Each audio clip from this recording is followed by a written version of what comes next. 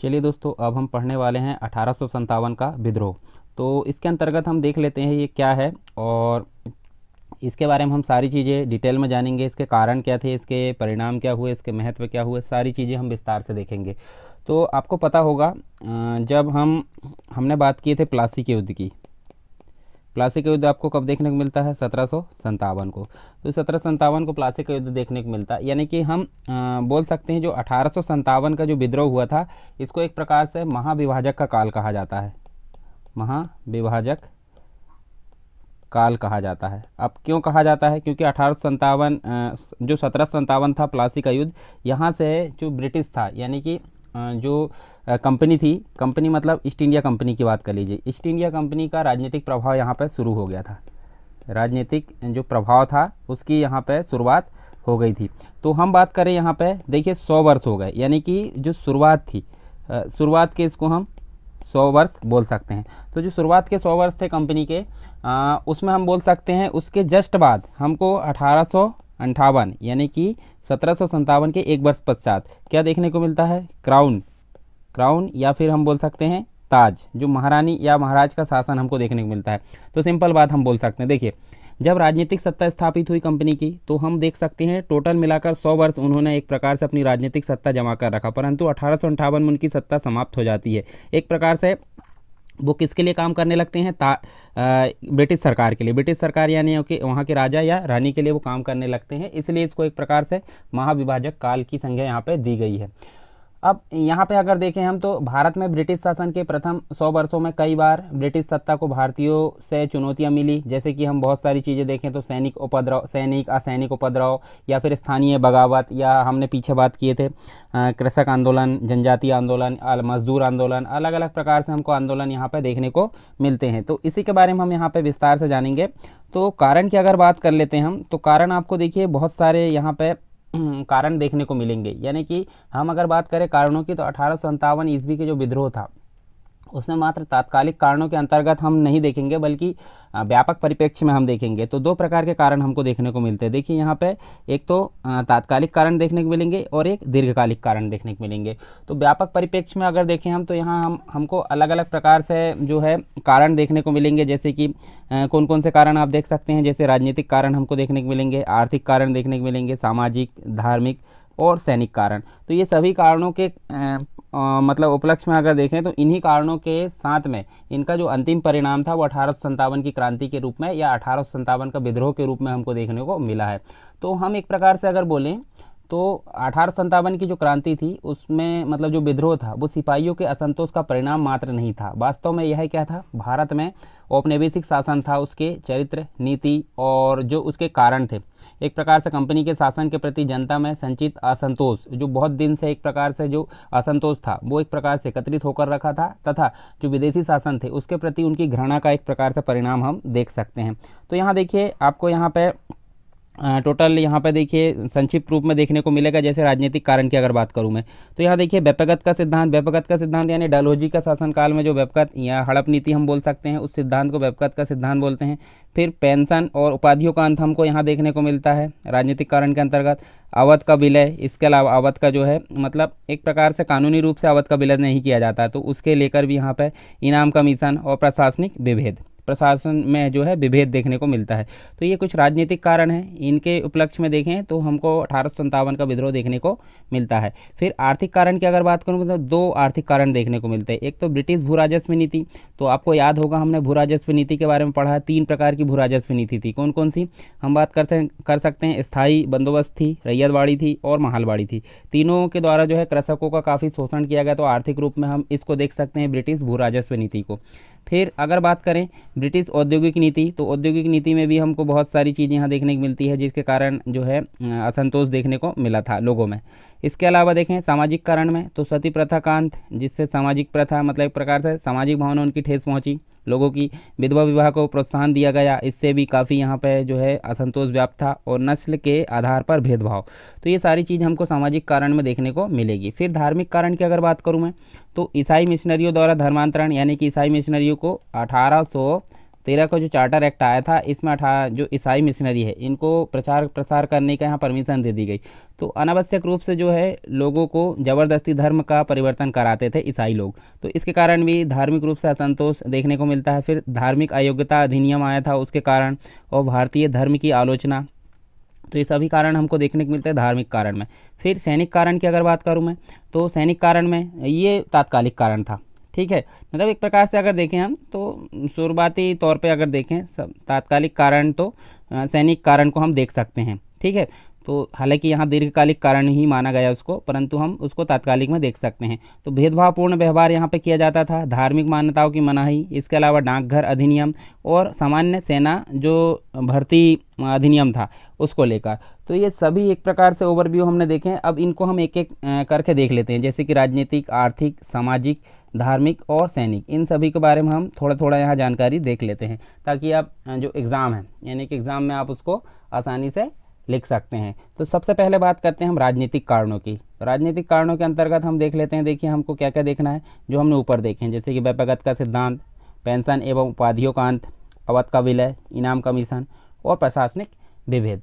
तो चलिए यहाँ देख लेते हैं हम। सबसे पहले राजनीतिक कारण के अंतर्गत व्यक्तिगत का सिद्धांत देखते हैं। तो आपको याद होगा डलहौजी, जो कि हम आगे पढ़ेंगे विस्तार से डलहौजी के शासनकाल के बारे में। तो व्यक्तिगत का सिद्धांत क्या था, जो उत्तराधिकार था, मतलब जो उत्तराधिकारी होता, जैसे राजा का पुत्र है, राजा का पुत्र राजा ही बनेगा।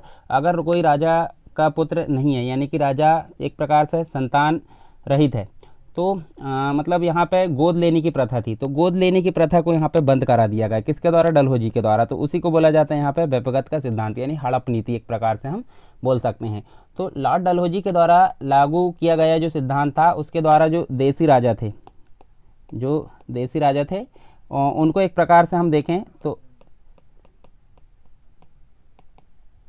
उत्तराधिकारी के रूप में एक प्रकार से गोद लेने का अधिकार यहाँ पर समाप्त कर दिया गया है।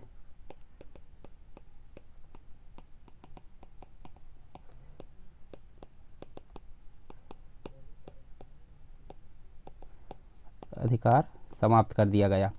इसके अलावा देखें तो इसमें मुख्य रूप से हमको देखने को मिलता है अलग अलग क्षेत्र, जैसे कि सतारा, जैतपुर, इसके अलावा संबलपुर, ये सभी क्षेत्र हमको देखने को मिलते हैं। इसके अलावा उदयपुर भी था, झांसी भी था, नागपुर भी था, आदि जो राज्य थे ब्रिटिश साम्राज्य में इनको मिला लिया गया। तो इस प्रकार जो देसी राजा थे उनमें एक प्रकार से आक्रोश हमको देखने को मिलता है। तो ये व्यक्तिगत का सिद्धांत था। इसके अलावा पेंशन एवं उपाधियों का अंत, तो इसके अंतर्गत हमको कुछ चीज़ें देखने को मिलती है, जैसे कि जो पेशवा बाजीराव था, पेशवा बाजीराव सेकंड, तो पेशवा बाजीराव सेकंड का जो पुत्र था जिसका नाम था नाना साहब, नाना साहब था, उसकी जो पेंशन थी, पेंशन को अंग्रेजों के द्वारा क्या कर दिया गया, बंद करा दिया गया। इसके अलावा कर्नाटक, तंजौर एवं सूरत के जो राजा थे उनकी उपाधियों का भी अंत यहाँ पे देखने को मिलता है हमको। उपाधियों का अंत भी किसके द्वारा करा दिया गया, अंग्रेजों के द्वारा यहाँ पे बंद करा दिया गया, यानी कि उनका अंत कर दिया गया। और उसी प्रकार हम अगर हम देखें तो डलहौजी जो था, मुगल बादशाह को भी लाल किले से हटने और बादशाह की उपाधि छोड़ने तथा अपना उत्तराधिकारी नामजद करने का अधिकार छोड़ने को कहा गया। तो ये डलहौजी की जो नीति थी उसके विरुद्ध यहाँ शासकों और जो जनता थी उसमें आक्रोश व्याप्त था। तो पेंशन एवं उपाधियों का अंत भी एक प्रकार से कारण हमको देखने को मिलता है। फिर अवध का विलय, तो अवध की अगर बात करें हम, तो अवध के जो अंतिम नवाब थे, अंतिम नवाब का नाम हम अगर देखें तो इनका नाम था वाजिद अली शाह, वाजिद अली शाह हमको देखने को मिलता है। तो एक प्रकार से अगर देखें तो ये जो था वैध उत्तराधिकारी था। वैध उत्तराधिकारी मतलब इसको गोद नहीं लिया गया था, वैध रूप से ही उत्तराधिकारी था अवध का। तो व्यक्तिगत का सिद्धांत यानी जो हड़प नीति थी डलहौजी की, तो उसके अनुसार यहाँ पे अवध का विलय कर लिया गया ज़बरदस्ती। तो एक प्रकार से हम अगर देखें तो अवैध विलय यहाँ पे किया गया था, किसका, अवध का। तो इसके कारण भी हम अगर देखें तो डलहौजी ने कुशासन के आधार पर 1856 में अवध का जो विलय किया गया था उसको लेकर भी यहाँ पे अवध के जो तालुकदार थे वो विद्रोह हेतु अवसर की तलाश में थे। तो ये अवध का विलय भी एक कारण के रूप में साबित हुआ, राजनीतिक कारण में। फिर इनाम कमीशन की अगर बात करें तो इनाम कमीशन में 1857 में हमको देखने को मिलता है डलहौजी ने जमींदारों एवं जागीरदारों की जाँच के लिए जो जमींदार थे जो कि राजस्व से संबंधित यहाँ पे व्यवस्था को मेंटेन करते थे, साथ में जो जागीरदार थे, तो जागीरदार थे और जमींदार थे, ये दोनों के लिए यहाँ पे आरोप लगाया गया। तो आरोप के उपलक्ष्य में क्या हुआ, इनाम कमीशन की यहाँ स्थापना की गई। तो इसके कारण क्या हुआ, जो जागीरदार थे और जमींदार थे वो एक प्रकार से यहाँ पे उनकी जागीरें जो है जब्त कर ली गई, और इसके विरुद्ध में यहाँ पे देखिए इनमें आक्रोश व्याप्त था, जमींदार और जागीरदार में, इनाम कमीशन को लेकर। तो इसके कारण भी यहाँ 1857 की क्रांति हमको देखने को मिलती है। इसके अलावा राजनीतिक कारण में हमको आखिर देखने को मिलता है, प्रशासनिक में जो है विभेद देखने को मिलता है। तो ब्रिटिश शासन के अंतर्गत अगर देखें तो नया फौजदारी कानून आया था, नया फौजदारी कानून, और साथ में जो था दीवानी कानून। अभी दोनों चीज़ क्या होती है वो तो आपको पता होगा, ये दोनों हमको देखने को मिलते हैं। तो ये नए कानून लागू हुए और न्यायालय में फारसी के बदले अंग्रेजी को अपनाया गया। तो यहाँ पे जो फारसी भाषा चलती थी रेगुलर, मतलब उसके उपलक्ष्य में यहाँ पे अंग्रेजों के द्वारा कौन सी भाषा अपनाई गई, अंग्रेजी को यहाँ पे अपनाया गया तथा भारतीय प्रशासनिक अधिकारियों के साथ यहाँ पे जो सिविल सर्वेंट थे, सिविल सर्वेंट के साथ में यहाँ पे क्या किया गया, भेदभाव किया गया, एक प्रकार से विभेद किया गया। तो प्रशासनिक रूप से यहाँ विभेद हमको देखने को मिलता है, और परिणाम स्वरूप जनता एवं ब्रिटिश सेवाओं में नियुक्त जो भारतीय थे उसमें एक प्रकार से असंतोष व्याप्त था। तो हमने देखे राजनीतिक कारण में व्यापकता का सिद्धांत, पेंशन एवं उपाधियों का अंत, अवध का विलय, इनाम कमीशन और प्रशासनिक विभेद। ठीक है, तो ये सभी कारण हमको राजनीतिक तौर पर देखने को मिलते हैं, और इन्हीं का एक प्रकार से संचित रूप आगे जाकर देखने को मिलता है हमको 1857 की क्रांति के रूप में। आगे चलते हैं आर्थिक कारण। तो आर्थिक कारण हमको दो ही देखने को मिलेंगे, कौन कौन से, एक तो ब्रिटिश भू राजस्व नीति और एक ब्रिटिश औद्योगिक नीति। तो पहले देख लेते हैं ब्रिटिश भू राजस्व नीति। तो यहाँ देखिए ब्रिटिश भू राजस्व नीति के अंतर्गत कृषकों का शोषण किया जाता था। सबसे मुख्य रूप से अगर देखें तो जो कृषक वर्ग था सबसे ज़्यादा शोषित वर्ग के रूप में हम उसको देख सकते हैं, कृषकों का शोषण। कृषकों का शोषण एक प्रकार से यहाँ प्रोत्साहन देखने को मिलता है, और कृषक जो थे एक प्रकार से किस समस्या से ग्रस्त थे, एक तो ऋणग्रस्तता, साथ में अगर देखें तो इनको नगद मतलब नकदी फसलें के लिए यहाँ पे प्रेरित किया जाता था, नकदी फसलें उगाने के लिए। तो एक प्रकार से जो खाद्यान्न थी उसकी कमी थी, इसके कारण यहाँ पे भुखमरी देखने को मिलती है। साथ में जो दास्ता थी, दास्ता देखने को मिलती, और उसके अलावा हमको गरीबी देखने को मिलती है। तो ये सारी समस्याओं से यहाँ पे सारी समस्याओं का शिकार कौन हुए, कृषक वर्ग ही हुआ। और साथ ही भू राजस्व नीति का लाभ जो है परंपरागत जो जमींदार थे उनको ही, मतलब एक प्रकार से उनको भी प्राप्त नहीं हुआ। जो जमींदार थे हालांकि उनकी स्थिति ठीक थी, परंतु फिर भी एक प्रकार से जितना लाभ मिलना चाहिए था, जैसे कि आपने देखा होगा स्थायी बंदोबस्त की अगर बात करें तो टोटल 11 भाग में से 1/, एक प्रकार से अगर देखें तो 1/, जो है 11 भाग किसको मिलता था, जमींदारों को, और 10/11 भाग मिलता था ब्रिटिश गवर्नमेंट को। तो एक प्रकार से अगर देखें तो ब्रिटिश गवर्नमेंट के द्वारा जमींदारों का भी शोषण किया गया। एक प्रकार से जमींदारों को भी यहाँ पे लाभ हमको देखने को नहीं मिलता है। तो अतः अगर देखें हम तो कृषि से जुड़े विभिन्न जो वर्ग थे उसमें अंग्रेजों के खिलाफ असंतोष देखने को मिलता है। फिर देखते हैं ब्रिटिश औद्योगिक नीति। तो ब्रिटिश औद्योगिक नीति के अंतर्गत जो भारत है, भारत में उद्योगों का पतन देखने को मिलता है। कौन कौन से, हस्तशिल्प उद्योगों का पतन हमको देखने को मिलता है, हस्तशिल्प उद्योगों का पतन यहाँ देखने को मिलता है। और इन उद्योगों से जुड़े जो भी लोग थे, जो भी कारीगर थे, वो सभी में असंतोष व्याप्त था, और वो कृषि के मतलब कृषि की तरफ अग्रसर हो गए। और उसी प्रकार अगर देखें तो भेद मूलक आयात एवं निर्यात नीति के कारण भारतीय व्यापारियों में भी अंग्रेजी शासन के विरुद्ध यहाँ पे क्या था, एक प्रकार से असंतोष व्याप्त था, आक्रोश था। इसके कारण हमको क्रांति के रूप में ये देखने को मिला, या विद्रोह के रूप में देखने को मिला। तो कौन कौन से वर्ग थे इससे संबंधित, यहाँ पे देखें तो जो दस्तकार थे, इसके अलावा शिल्पी थे, और कुछ लोग अगर देखें तो बुनकर थे। ये सभी लोगों में आक्रोश व्याप्त था ब्रिटिश औद्योगिक नीति के परिणाम, मतलब उसके विरुद्ध में।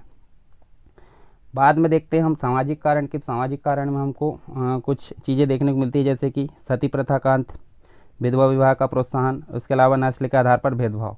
तो पहले देखते हैं सती प्रथा का अंत। तो देखिए 1829 में आपको याद होगा, आगे हम पढ़ेंगे, जो ब्रह्म समाज था, ब्रह्म समाज के अंतर्गत राजा राम मोहन राय, उनके सहयोग से जो विलियम बेंटिक साहब थे, जो लॉर्ड विलियम बेंटिक, जो कि भारत के प्रथम गवर्नर जनरल थे, तो उन्होंने एक प्रकार से 1829 में जो सती प्रथा थी उसको यहाँ पे गैर कानूनी घोषित कर दिया गया। ठीक है, तो इसी के उपलक्ष्य में अगर देखें तो पहले हिंदू समाज में कैसी थी ये प्रथा प्रचलित थी, तो इसके कारण मतलब जो है इसको अवैध घोषित कर दिया गया।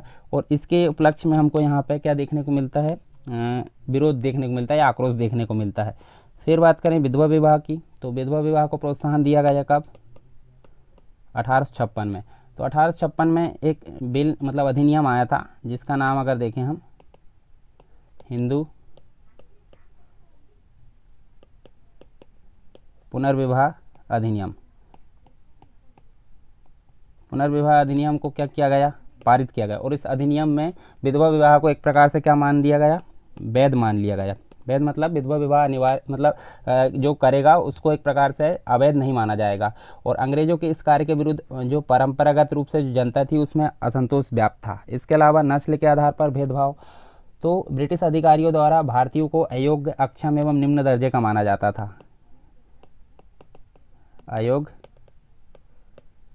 अक्षम तथा निम्न दर्जे का मतलब एक प्रकार से उनको जो दर्जा दिया जाना था वो नहीं दिया जाता था। तो इस प्रकार से यहाँ भेदभाव किया जाता था नस्ल के आधार पर। इस प्रकार नस्लीय भेदभाव ने भी जनता के लिए मतलब एक प्रकार से असंतोष पैदा हुआ ब्रिटिश गवर्नमेंट के विरुद्ध।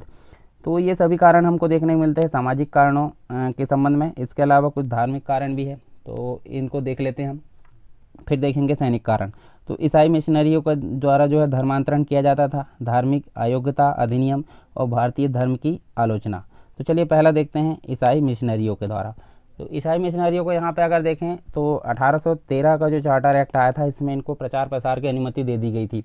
तो ये जो भारतीय जनता थी, भारतीय जनता उनको एक प्रकार से ज़बरदस्ती ईसाई धर्म में कन्वर्ट करने का काम करते थे। तो इसके कारण अगर देखें हम तो ईसाई धर्म में यहाँ धर्मांतरित किया जा रहा था। और ऐसे धर्मांतरण को अंग्रेजी सरकार का एक प्रकार से क्या मिल रहा था, प्रोत्साहन मिल रहा था या फिर हम बोल सकते हैं समर्थन मिल रहा था। तो इसके कारण जो अंग्रेजी सरकार थी उसके विरुद्ध यहाँ पे हमको असंतोष देखने को मिलता है जनता में। इसके अलावा एक और चीज़ देखने को मिलती है धार्मिक अयोग्यता अधिनियम। तो यहाँ पे 1850 की बात करते हैं हम, 1850 में। तो 1850 में जो पास किया गया था धार्मिक अयोग्यता अधिनियम, ये पास किया गया था कब, 1850 में। तो यहाँ पे धार्मिक परिवर्तन से क्या किया गया था, धार्मिक परिवर्तन से पुत्र अपने पिता की संपत्ति से वंचित नहीं होगा। और इस प्रकार अगर देखें तो कानून से जो है अंग्रेजों ने धर्मांतरण को एक प्रकार से प्रोत्साहन दिया और विरोध स्वरूप जनता में एक प्रकार से आक्रोश हमको देखने को मिलता है। तो ये एक प्रकार से कारण भी हमको देखने को मिलता है। और भारतीय धर्म की आलोचना, तो जो अंग्रेज है, अंग्रेजों के द्वारा भारतीय धर्म में प्रचलित जो प्रथा थी, जो परंपरागत रूप से चली जा रही थी प्रथा कुछ, और इसके अलावा कुछ परंपराएं थी, कुछ प्रथाएं, ये जो चली आ रही थी इनकी एक प्रकार से हंसी मजाक उड़ाया जा रहा था, आलोचना की जा रही थी ब्रिटिश गवर्नमेंट के द्वारा, जो ब्रिटिश सरकार या अंग्रेजों के द्वारा, तथा भारतीय धर्म की एक प्रकार से आलोचना की जा रही थी। तो इसी कारण जो धार्मिक एक प्रकार से धार्मिक वर्ग है उसमें असंतोष व्याप्त था। तो ये कुछ धार्मिक कारण हो गए जिसके कारण हमको 1857 का विद्रोह देखने को मिलता है। अब जो तात्कालिक कारण के रूप में हमको देखने को मिलता है, जैसे तात्कालिक कारण तो नहीं, हम इनको दीर्घकालिक कारण के रूप में ही देखेंगे। तात्कालिक कारण में हम देखेंगे तुरंत में जो मतलब जो उस समय जो समस्या थी। तो यहाँ देखिए भेदभावपूर्ण व्यवहार, धार्मिक मान्यताओं की मनाही, डाकघर अधिनियम और सामान्य सेना भर्ती अधिनियम। तो पहले देखते हैं भेदभावपूर्ण व्यवहार है वो देखने को मिलता है। तो देखिए भारतीय जो सिपाही थे उसके साथ वेतन के संबंध में यहाँ पे भेदभाव देखने को मिलता है। कैसे वेतन के संबंध में भेदभाव कैसे देखने को मिलता है कि जो ब्रिटिश जो सेना थी या जो ब्रिटिश सिपाही होते थे उनको क्या मिलता था, अधिक वेतन मिलता था और यहाँ पे कम मिलता था। साथ में अगर बात करें हम पदोन्नति यानी कि प्रमोशन, तो प्रमोशन कैसे, इनका प्रमोशन नहीं होता था। जो भारतीय थे, भारतीयों के साथ में काफ़ी भेदभाव किया जाता था और ब्रिटिश जो सिपाही थे उनका प्रमोशन मतलब जल्दी हो जाता था। तो यहाँ पे अगर देखें तो जो ब्रिटिश सेना थी उसमें बड़े बड़े पद, ब्रिटिश सेना के जो कर्मचारी होते थे उनको बड़े बड़े पद पर नियुक्त किया जाता था, परंतु जो भारतीय थे, भारतीयों को यहाँ पे बड़े पद पर नियुक्त नहीं किया जाता था, यानी कि सूबेदार से ऊपर के पद इनको नहीं दिए जाते थे। इसके कारण यहाँ पे भेदभावपूर्ण नीति हमको देखने को मिलती है। और इसी के रूप में हम देखें तो सेना में एक प्रकार से असंतोष व्याप्त था। दूसरी चीज़ अगर देखें तो धार्मिक मान्यताओं की मनाही, यहाँ हम देख सकते हैं, देखिए हिंदुओं को एक प्रकार से यहाँ पे हिंदुओं को तिलक लगाने, साथ में जो मुस्लिम थे उनको दाढ़ी रखने और सिखों को पगड़ी पहनने, इन सभी चीज़ों पे यहाँ पर रोक लगा दी गई। किसके द्वारा? अंग्रेजों के द्वारा। इसके कारण इनमें असंतोष हमको देखने को मिलता है। मतलब जो सेना है, हिंदुओं की सेना, मुस्लिम सेना और सिखों की सेना, इनमें असंतोष व्याप्त था इसके कारण, तिलक, दाढ़ी और पगड़ी के कारण। डाकघर अधिनियम की अगर बात करें तो ये कब पारित हुआ था? ये हुआ था 1854 में ये पारित हुआ और इसके द्वारा सैनिकों की निःशुल्क डाक सुविधा को समाप्त कर दिया गया। मतलब जो सैनिक थे उनकी निःशुल्क रूप से जो डाक सुविधा थी उसको यहाँ पे समाप्त कर दिया गया। तो ये भी हमको याद रखना है, निःशुल्क डाक सुविधा को समाप्त कर दिया गया। इसके कारण यहाँ असंतोष हमको देखने को मिलता है। और सामान्य सेना में भर्ती जो अधिनियम था वो यहाँ अगर देखें हम 1856 की बात करें तो 1856 में पारित हुआ था ये अधिनियम और इसके अनुसार सैनिकों को स्वीकार करना होता था कि सरकार को जहाँ भी आवश्यकता होगी वे कार्य करेंगे। तो अब वे समुद्र पार जाने से मना नहीं कर सकते, यानी कि उनको अब समुद्र के पार भेजा जाने लगा था। तो ये कुछ अधिनियम थे। मतलब यहाँ पे हम देखें तो ये 1856 में जो अधिनियम पारित हुआ था इसमें एक एग्रीमेंट जो है लिखा लिया गया था। किससे? जो भारतीय सेना उनसे। तो समुद्र पार भी अगर भेजा जाता था तो वो मना नहीं कर सकते। तो इस प्रकार से काफ़ी सैनिक यहाँ प्रताड़ित हमको देखने को मिलते हैं। तो ये कुछ कारण थे, सैनिक कारण, जिसके कारण हमको 1857 की क्रांति के रूप में या विद्रोह के रूप में सामने देखने को मिलता है। इसके अलावा तात्कालिक कारण, तो तात्कालिक कारण की अगर बात करें यहाँ पे तो यहाँ हम देख सकते हैं, देखिए दो चीज़ें हमको देखने को मिलती है। 1856 वाला मतलब 1856 की अगर बात करें यहाँ पे तो इसमें जो गवर्नमेंट थी उन्होंने पुरानी बंदूक थी, सेना में जो पुरानी बंदूक यूज़ की जाती थी उसको हटवा दिया। ठीक है, मतलब जो ब्राउन बेस है, ब्राउन बेस नाम की एक बंदूक थी, इसको यहाँ पे कैंसिल करवा दी और इसके बदले में कौन सी आई? न्यू इनफील्ड राइफल, इसका प्रयोग किया गया। और मतलब एक प्रकार से अगर देखें तो इस राइफल में कारतूस के ऊपर, मतलब जो बंदूक रहती है, बंदूक का जो नोक वाला भाग है जहाँ पर कारतूस भराई जाती है, तो कारतूस के ऊपर वाले भाग को एक प्रकार से मुंह से काटना पड़ता था। और जनवरी 1857 की अगर बात करूँ मैं तो 1857 में बंगाल सेना में अफवाह फैल गई, बंगाल की जो सेना उसमें अफवाह फैल गई। कारतूस जो यहाँ पे देखिए मुंह से काट कर यहाँ पे भरा जाता था उसमें एक प्रकार से गाय की चर्बी या सूअर की चर्बी लगाई जाती है। तो यहाँ देखिए बाद में अगर देखें तो जांच से सिद्ध हो गया कि सही में यहाँ पे गाय और जो है सूअर की चर्बी लगाई जाती है। तो सैनिकों को विश्वास हो गया कि चर्बी वाले कारतूस का प्रयोग उनका जो है धर्म भ्रष्ट करेगा। तो इसका जो एक प्रकार से अगर देखें तो ये तात्कालिक कारण भी हमको देखने को मिलता है। तो ये देखिए हमको तात्कालिक कारण के रूप में यही देखने को मिलता है। और इसी को लेकर हम देखेंगे कुछ विद्रोह। तो विद्रोह प्रारंभ हुआ था, कहाँ कहाँ से हुआ, कहाँ कहाँ प्रसार हुआ, इसका सारी चीज़ें हम विस्तार से देखेंगे। तो देखिए विद्रोह का प्रारंभ और उसका प्रसार कैसे हुआ, ये सारी चीज़ हम यहाँ पे देखने वाले हैं। तो देखिए जैसे कि बहरामपुर है, बैरकपुर है, मेरठ है, दिल्ली, लखनऊ एवं अवध, कानपुर, झांसी एवं ग्वालियर, इन सभी के बारे में हम यहाँ पे देखेंगे। तो चलिए देख लेते हैं पहले बहरामपुर की, तो थोड़ी थोड़ी जानकारी इनके बारे में देख लेते हैं। तो देखिए 26 फरवरी की बात करते हैं, 26 फरवरी 1857 की। तो यहाँ पे जो बहरामपुर के जो सैनिक थे इन्होंने जो चर्बी वाला कारतूस है, जैसे कि हमने बात की है, चर्बी वाला कारतूस का प्रयोग करने के लिए यहाँ पे मना कर दिया और किंतु उन पर जो है अनुशासनहीनता का आरोप लगाकर सैन्य टुकड़ी को भंग कर दिया गया। तो ये ज़्यादा मतलब हम देख सकते हैं 26 फरवरी 1857 को आप याद रख सकते हैं इसके बारे में। और बैरकपुर की अगर बात करें तो बैरकपुर में आप डेट याद रख सकते हैं 29 मार्च 1857। यहाँ पे देखें तो 34वीं रेजिमेंट, ये आप याद रख सकते हैं 34वीं रेजिमेंट जो है इसमें बैरकपुर के अंतर्गत एक सिपाही था, सिपाही का नाम हम याद रख सकते हैं मंगल पांडे। मंगल पांडे ने यहाँ पे चर्बी वाले कारतूस के विरुद्ध यहाँ पे विद्रोह कर दिया।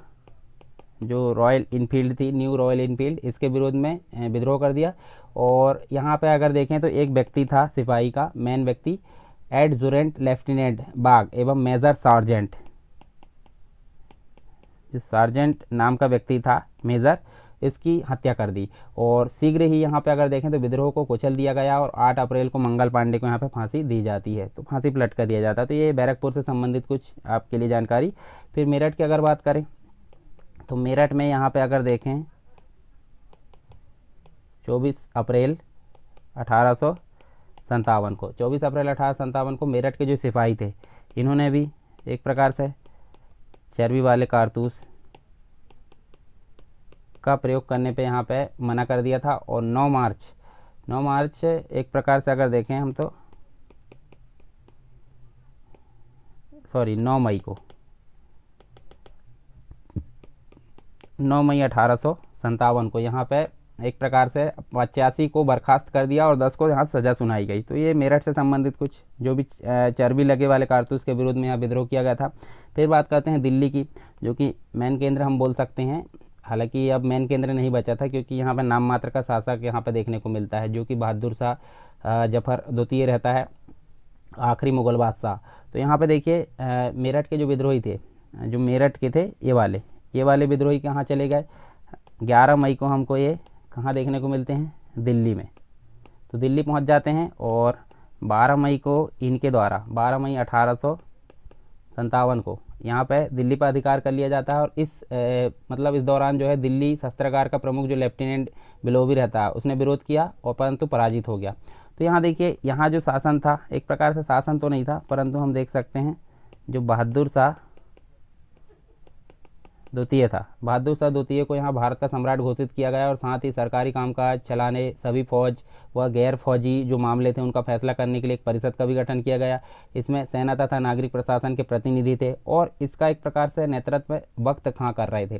किंतु 20 सितंबर 1857 को दिल्ली पर अंग्रेजों का अधिकार हो गया और संघर्ष में जॉन निकोलसन मारा गया। बहादुर शाह जो व्यक्ति था मुगल बादशाह, इसको निर्वासित कर दिया गया, रंगून भेज दिया गया और 1862 में इनकी मृत्यु हो जाती है। तो ये दिल्ली की बात हो गई।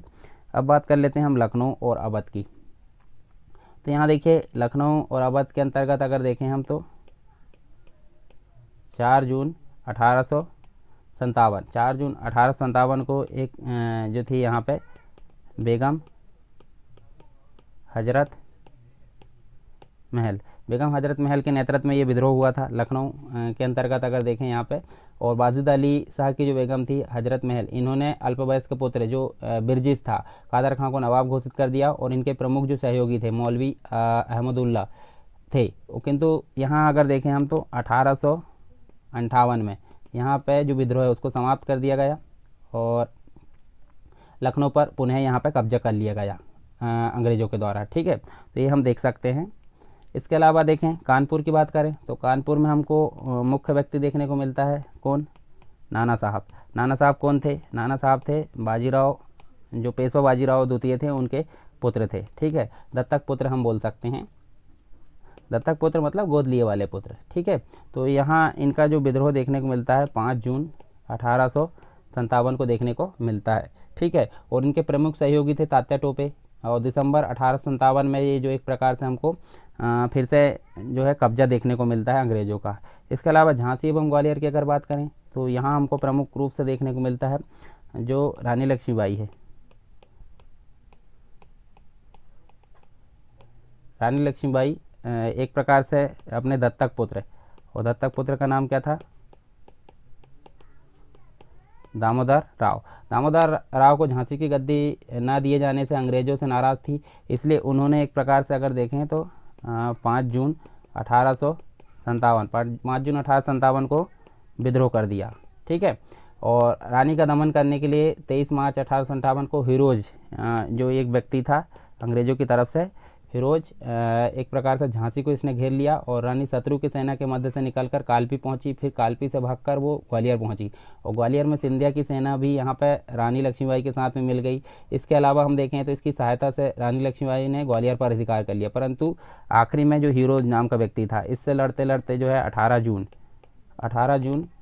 1858 को ये लड़ते लड़ते वीरगति को प्राप्त हो गई। तो ये अंग्रेज़ों का अधिकार फिर से ग्वालियर और झांसी में यहाँ पे हो जाता है।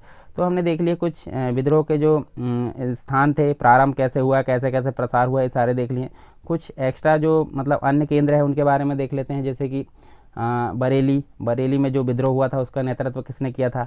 इनका नेतृत्व किया था खान बहादुर खान ने इसका नेतृत्व किया था। इसके अलावा मंदसौर की अगर बात करें, जो कि आज की डेट में हमको मध्य प्रदेश में देखने को मिलता है, तो इसका नेतृत्व किया था फिरोज शाह ने। इसके अलावा इलाहाबाद की अगर बात करें उत्तर प्रदेश में, तो ये जो था लियाकत अली ने इसका नेतृत्व किया था। इसके अलावा आगरा की अगर बात करें तो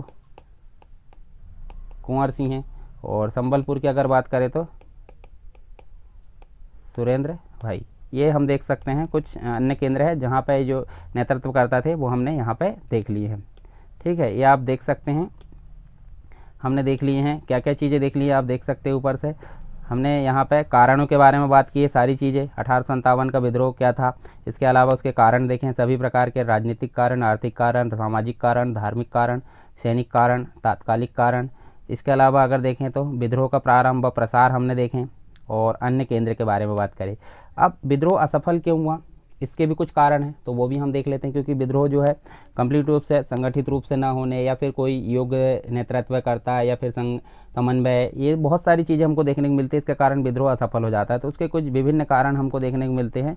तो देखिए यहाँ हम देख सकते हैं निश्चित उद्देश्य का अभाव यहाँ देखने को मिलता है, संगठन का अभाव देखने को मिलता है, योग्य नेतृत्व का अभाव, और जन समर्थन का अभाव। तो कुछ विशेष कारण थे, इनके कारण यहाँ पे विद्रोह हमको असफल देखने को मिलता है। इसके अलावा कुछ और जो है हमको कारण देखने को मिलते हैं, जैसे विद्रोह का सीमित स्वरूप होना, देसी नरेश एवं सामंतों की जो है गद्दारी, एक प्रकार से दिल्ली का स्ट्रैटेजिक महत्व ना समझा जाना, सैन्य दृष्टिकोण, इसके अलावा आधारभूत सामरिकी का प्रयोग नहीं करना, कमांड की एकता का अभाव, और अंग्रेजों के अनुभव, परिस्थिति एवं कुशल नेतृत्व यहाँ पर हम देखने को मिलता है। तो सारी चीज़ें हम देखेंगे एक एक करके।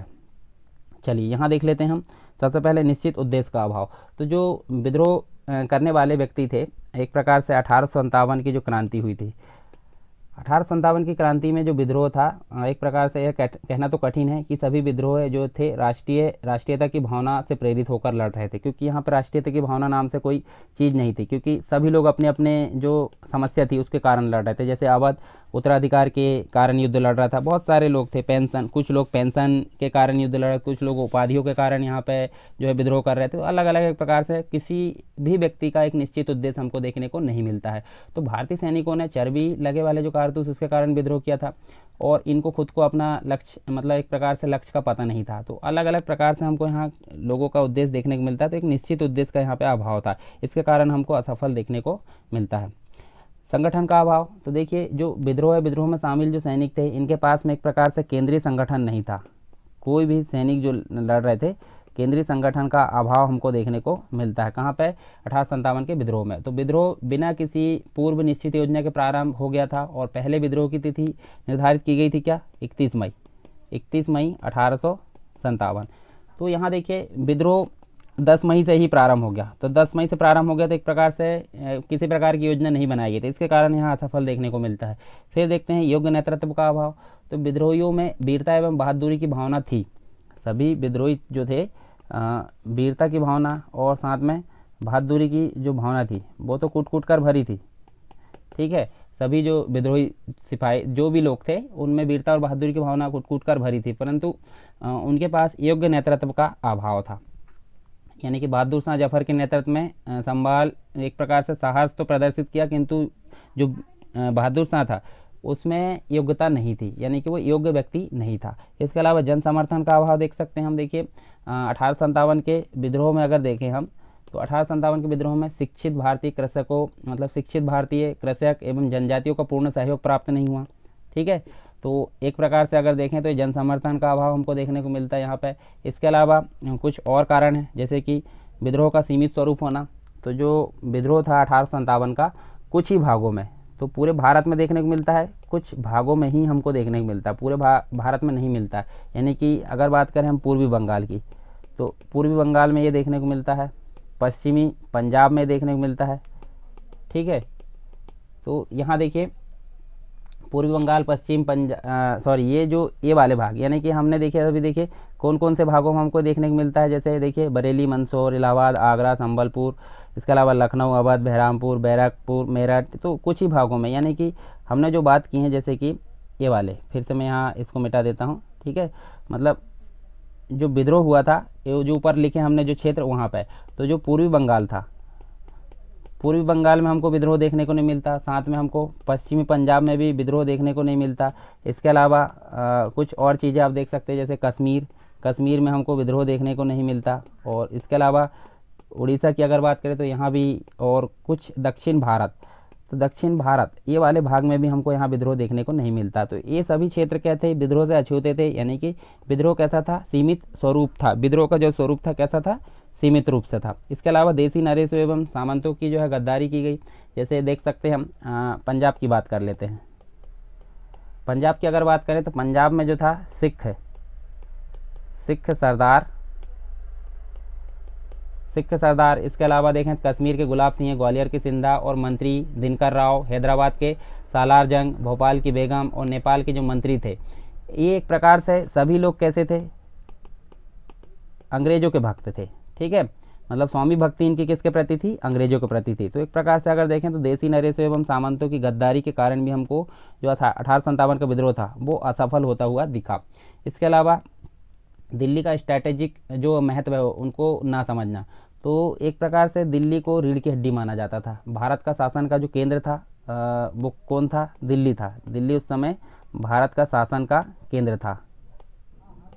ठीक है, तो यहाँ देखें तो अंग्रेज इसे जो एक प्रकार से इसे समझते थे। अंग्रेजों के द्वारा तो इसका महत्व इनको पता था, परंतु अन्य लोग जैसे कि जो बाकी लोग थे भारतीय, इनको जो है इसका महत्व नहीं पता था। तो परिणाम स्वरूप क्या हुआ, अंग्रेजों ने सर्वप्रथम दिल्ली में अपना ट्रूप भेजकर दिल्ली पर घेरा कर लिया और उस पर अधिकार कर लिया। तो इसके कारण भी यहाँ पे हमको विद्रोह असफल देखते हुए, मतलब असफल दिखता है।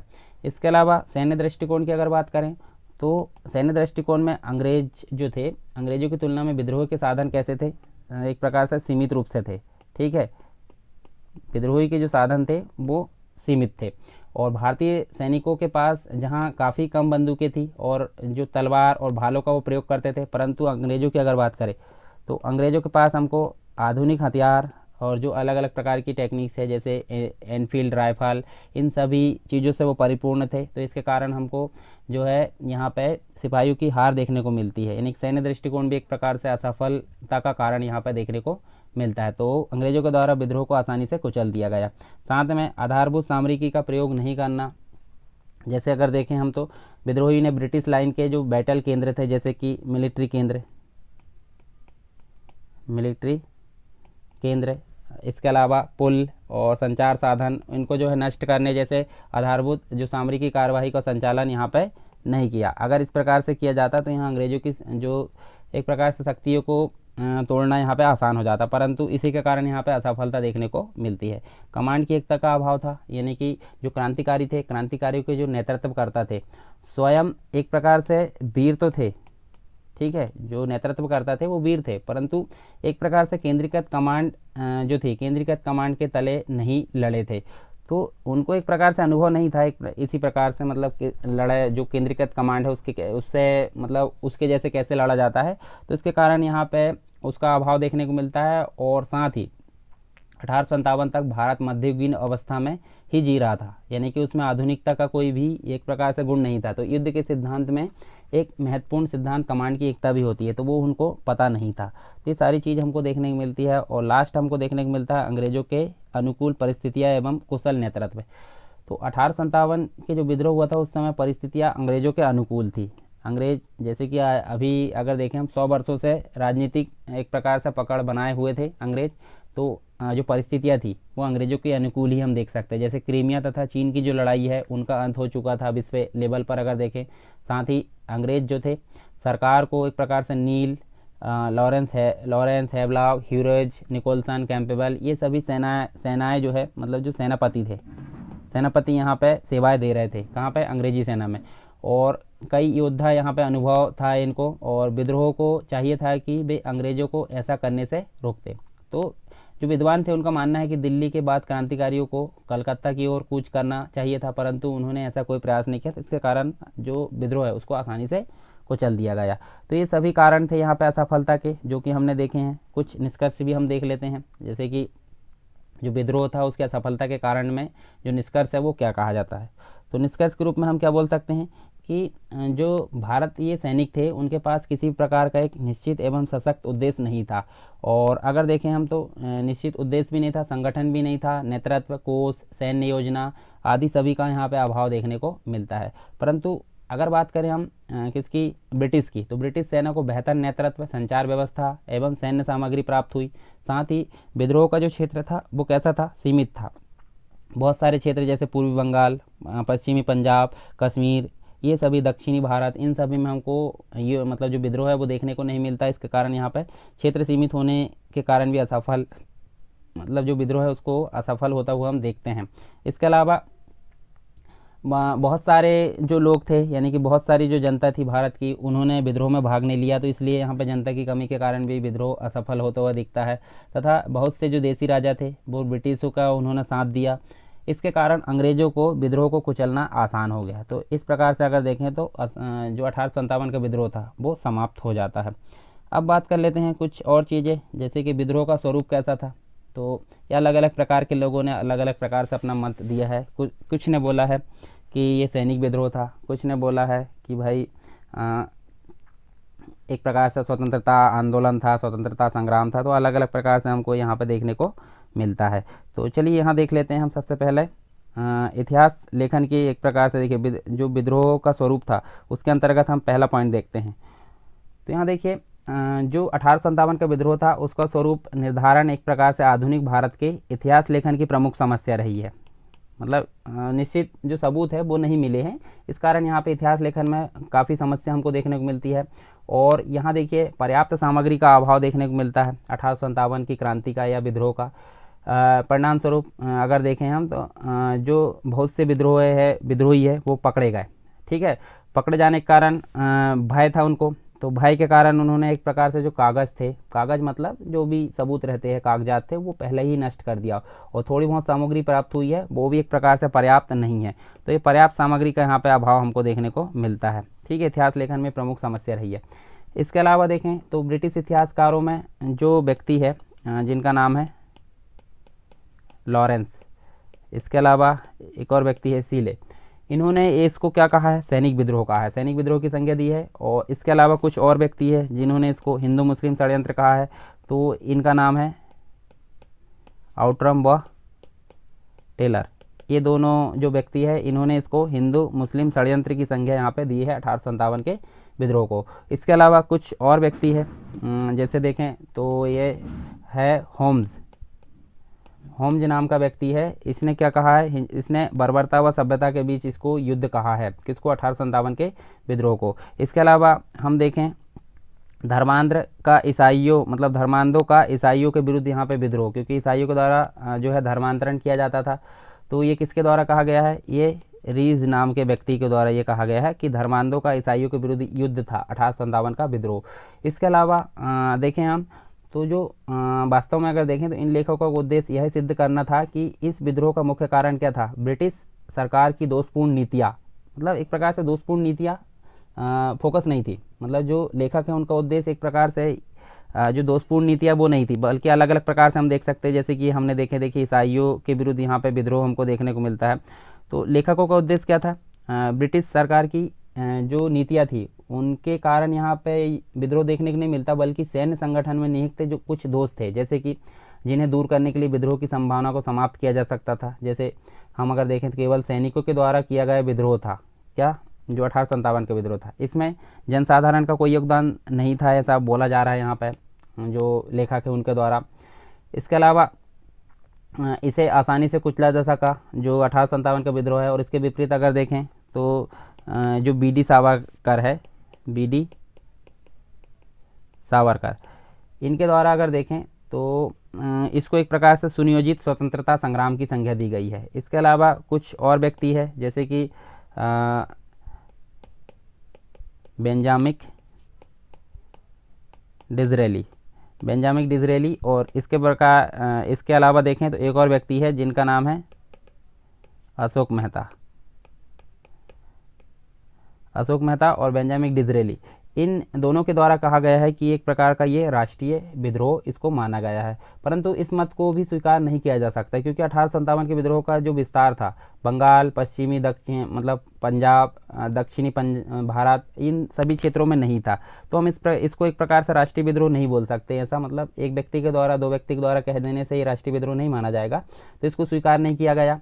और यहाँ पे अगर देखें जो विद्रोह था उसका राष्ट्रीय नेता भी यहाँ पे हमको देखने को नहीं मिलता। तो बहादुर शाह जो था कोई राष्ट्रीय सम्राट नहीं था, वो तो एक प्रकार से पेंशन, अंग्रेजों की पेंशन के बल पर यहाँ पे जी रहा था। तो उसे सैनिकों ने अपना बनने के लिए यहाँ पे नेता बनने के लिए विवश किया था। नाना साहब ने उस समय मतलब जो है झंडा उठाया था, और जब उनका जो दूत है लंदन से उनके लिए पेंशन मतलब पेंशन के लिए यहाँ पे देखिए कुछ लोग पेंशन के लिए नेता बने थे, कुछ लोग अन्य किसी कारणों से यहाँ पे नेता बने थे। हालांकि राष्ट्रीय नेता यहाँ पे देखने को नहीं मिलता है, तो राष्ट्रीय विद्रोह इसको नहीं माना गया है। इसके अलावा कुछ और हमको देखने को मिलता है, जैसे झांसी का झगड़ा। तो झांसी का झगड़ा भी एक प्रकार से राष्ट्रीयता की भावना से नहीं लड़ा गया था। यहाँ भी एक प्रकार से उत्तराधिकार का हमको युद्ध देखने को मिलता है, यानी कि इनका दत्तक पुत्र था, इसको गोद लेने के लिए यहाँ पे एक प्रकार से गोद लेने की जो प्रथा है उसको समाप्त कर दिया गया था।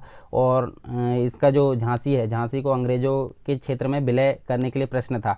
तो इसी के कारण यहाँ पे जो रानी दुर्गा मतलब जो झांसी की रानी है, उन्होंने अंग्रेजों से युद्ध करा और वीरगति को प्राप्त हुई। इसके अलावा अवध की भी अगर बात करें हम, तो अवध भी जो मुख्य रूप से अगर देखें तो अवध भी किसके लिए यहाँ पे लड़ा था, अवध भी लड़ा था यहाँ पे उत्तराधिकार के युद्ध के लिए।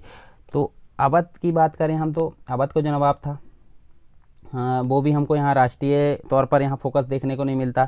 इसके अलावा कुछ और चीज़ें हैं, जैसे कि हम यहाँ देख लेते हैं, यहाँ देखते हैं हम, जैसे जो मतलब एक प्रकार से बोले तो राष्ट्रीय या स्वतंत्रता संग्राम की इसको संज्ञा नहीं दी जा सकती। किसको? जो 1857 का विद्रोह है, क्योंकि राष्ट्रीय विद्रोह के रूप में एक प्रकार के एक भी गुण इसमें नहीं दिख सकते। ठीक है, तो इसको राष्ट्रीय विद्रोह के रूप में संज्ञा नहीं दी जा सकती, और ना ही एक प्रकार से सुनियोजित था, क्योंकि कोई व्यवस्था नहीं थी। सब अपने अपने क्षेत्र में अपनी अपनी समस्या को लेकर यहाँ पर लड़े थे, और कोई सुनियोजित संगठन नहीं था, क्योंकि विद्रोही के पास ब्रिटिश राज को विस्थापित या हटाने के लिए यहाँ पे करने के पश्चात ना कोई स्पष्ट कार्यक्रम भी नहीं था यहाँ पे कि भाई ब्रिटिश गवर्नमेंट अगर हट जाएगी तो ये कैसे भारत के शासन को चलाएंगे। इस प्रकार का कोई कार्यक्रम हमको देखने को नहीं मिलता है। इसके अलावा 1857 के विद्रोह ने अलग अलग स्थानों पर भिन्न भिन्न रूप धारण किया, और यह भी सत्य है कि विद्रोह का प्रारंभ सैनिक विद्रोह से हुआ था, जो बाद में जाकर देखें तो कालांतर में अगर देखें तो कुछ अन्य वर्गों के असंतुष्ट व्यक्ति भी यहाँ पर सम्मिलित हो गए। तो धीरे धीरे ये जो है विद्रोह यहाँ पर बढ़ता गया। कोई यहाँ पर निश्चित कार्यक्रम नहीं था इसके लिए, और इसका वास्तविक स्वरूप भी है कुछ भी क्यों ना हो। फाइनल रूप से अगर देखें तो इसका वास्तविक स्वरूप कुछ भी क्यों ना हो, शीघ्र ही है भारत में अंग्रेजी सत्ता के लिए एक प्रकार का चुनौती के लिए मतलब चुनौती का प्रतीक बन गया अंग्रेजी सत्ता के लिए। क्योंकि जब इतना बड़ा विद्रोह देखने को मिलता है तो सिंपल सी बात, आगे भी कुछ और जो है ज़्यादा देखने को मिलता है। तो अंग्रेजी जो दास्ता है उससे स्वतंत्रता प्राप्त करने के लिए लड़ते हुए जन्म ले रहे भारतीय जो राष्ट्रवाद है उसके लिए यह एक प्रकार का चमकता हुआ उदाहरण था। यानी कि आगे हमको राष्ट्रीयता की भावना इसके कारण देखने को मिलती है। इसे अंग्रेजों के विरुद्ध राष्ट्रीय स्वतंत्रता युद्ध का पूर्ण यश प्राप्त हुआ। तो आगे मतलब दीर्घकालिक इसका परिणाम देखने को मिलता है, परंतु तात्कालिक नहीं। तात्कालिक में तो इसको कुचल दिया गया था, तो कोई महत्व हमको देखने को नहीं मिलता है। तो ये सारी चीज़ हमने देखें, विद्रोह का स्वरूप कैसा था वो सारी चीज़ें हमने देख ली है। राष्ट्रीय तो नहीं था, ये सभी हमने पक्ष और विपक्ष दोनों ही चीज़ें हमने देख ली है। अब बात कर लेते हैं कुछ महत्व हमको देखने को मिलता है इस विद्रोह का। तो विद्रोह के अंतर्गत देखें तो इसमें जो भारतीय थे 1857 के विद्रोह में भारतीयों को साक्षात्कार हो गया किस चीज़ का, कि भारतीयों को एक प्रकार से देखिए अंग्रेज़ों की जो शक्ति थी, यानी कि जो शक्ति है, शक्ति के बल पर अंग्रेज़ों से मुक्ति मिल सकती है। मतलब जो भारतीय है, भारतीय अंग्रेजों से मुक्त हो सकते हैं, इस प्रकार का इनको साक्षात्कार हो गया। क्योंकि जो सेना का बल था और जो शक्ति थी उसके बल पर ये जो है एक प्रकार से अंग्रेजों से मुक्त हो सकते हैं, और सभी वर्गों का सहयोग, समर्थन और राष्ट्रीय भावना यहाँ पे आवश्यक है। तो ये सारी चीज़ इनको पता चल गई, एक प्रकार से साक्षात्कार हो गया कि अब संगठन, समर्थन या समन्वय से ही अपने को राष्ट्रीय भावना के द्वारा युद्ध करना है या विद्रोह करना है, तो हम जो अंग्रेज हैं अंग्रेजों से मुक्त हो सकते हैं। इसके अलावा 1857 के विद्रोह ने भारतीयों में एक प्रकार से देखें तो राष्ट्रीय भावना का बीजारोपण कर दिया। यानी कि सभी के दिमाग में आ गया कि जो अंग्रेज है वो एक प्रकार से भारत के ना होकर कहाँ के है, विदेशी है, तो उनके विरुद्ध में जो पूरे भारत के लोग हैं वो एकत्रित होने लगे, अर्थात यहाँ राष्ट्रीयता की भावना यहाँ पे बीजारोपण हो गया। और इस विद्रोह ने उन्हें एक प्रकार से एकता व संगठन का पाठ पढ़ाया। तो मतलब सभी लोग एकत्रित होकर और संगठित रूप से यहाँ पे विद्रोह करेंगे। राष्ट्रीय जीवन में यह भी उनकी प्रेरणा का स्रोत बना। विद्रोह के पश्चात अगर देखें तो ब्रिटिश सरकार का ध्यान देश के जो है आंतरिक दशा को सुधारने की ओर उन्मुख हुआ, क्योंकि आंतरिक दशा सुधरेगी तो विद्रोह कम होंगे। तो इस प्रकार से अगर देखें तो ये फ़ायदा देखने को मिलता है भारतीयों के लिए। साथ में भारतीय इतिहास में यह एक प्रकार का संवैधानिक विकास के रूप में संवैधानिक विकास का भी सूत्रपात हमको देखने को मिलता है, क्योंकि आपको पता होगा 1773 से क्या हुआ था, रेगुलेटिंग एक्ट आ गया था। तो यहाँ पे हमको 1858 में क्राउन का शासन देखने को मिलता है। तो क्राउन के शासन के बाद आपको देखने को मिलता है 1861 में भारत परिषद अधिनियम आता है, फिर 1892 में भी आता है और 1909 में भी आता है। फिर उसके बाद भारत शासन अधिनियम 1919 आता है और 1935 आता है। फिर 1947 को फाइनली भारत आज़ाद हो जाता है। तो 1858 यानी कि 1857 की क्रांति के पश्चात यहाँ संवैधानिक विकास के रूप में हमको देखने को मिलता है। इसके अलावा जो धीरे धीरे जो है भारतीयों को अपने देश के शासन में भाग लेने का भी अवसर यहाँ पे देखने को मिलता है, और इस तरह भारत में प्रजातांत्रिक शासन का भी बीजारोपण देखने को मिलता है। तो ये महत्व था कुछ 1857 की क्रांति का। इसके अलावा कुछ परिणाम देखने को मिलते हैं हमको, तो परिणाम भी हम देख लेते हैं फाइनली, जो मतलब क्या क्या परिणाम निकले इसके 1857 की क्रांति के। तो देखिए यहाँ देख सकते हैं हम, देखिए भारतीय शासन की बागडोर से संबंधित हमको देखने को मिलता है। यानी कि भारतीय शासन की जो बागडोर है कंपनी के हाथों से निकलकर कहाँ चली गई, ये हमको देखने को मिलती है रानी या क्राउन, एक प्रकार से क्राउन के हाथों में चली गई। और जो गवर्नर जनरल का पद था, गवर्नर जनरल के पद को क्या कहा जाने लगा, यहाँ पे वायसराय की संज्ञा यहाँ पे दी गई। तो वायसराय जो था सीधे सीधे कंपनी मतलब एक प्रकार से ब्रिटिश सरकार का व्यक्ति था, तो जो कि पूरे शासन को यहाँ संभालता था। और एक भारत सचिव के पद का भी यहाँ पे सृजन हो जाता है, जो कि भारत के सारे मामले देखेगा।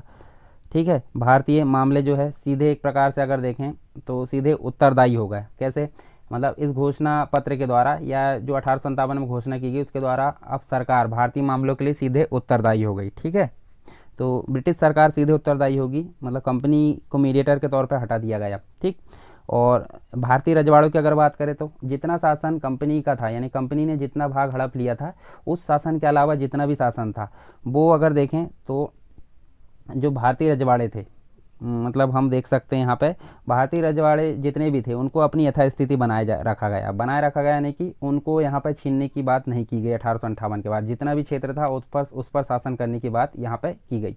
इसके अलावा डलहौजी जो था, डलहौजी की जो नीति थी, डलहौजी के बाद हम देख सकते हैं लॉर्ड कैनिंग आ गया था। तो डलहौजी की जो हड़प नीति थी, हड़प नीति को यहाँ पे त्याग दिया गया, यानी कि गोद लेने की जो प्रथा थी उसको अधिकार दे दिया गया जो राजा थे, देसी राजा नरेश थे उनको। तो भविष्य में कोई भी राज अंग्रेजी राज में नहीं मिलाया जाएगा, इस प्रकार की व्यवस्था की गई। और राजा रजवाड़े थे उनकी स्थिति को वैसे ही यथास्थिति बनाए जाने की बात यहाँ पे कही गई। इसके अलावा घोषणा पत्र जो हुआ था 1858 का, उसमें कहा गया है कि सरकार अब भारतीयों के जो धार्मिक और सामाजिक मामले हैं उसमें किसी भी प्रकार का हस्तक्षेप नहीं करेंगे, तो ये भी यहाँ पे बात की गई। इसके अलावा लंदन में एक भारत सचिव का पद जो है उसका सृजन हो गया, जो कि सीधे सीधे भारत का प्रशासन चलाया जाएगा।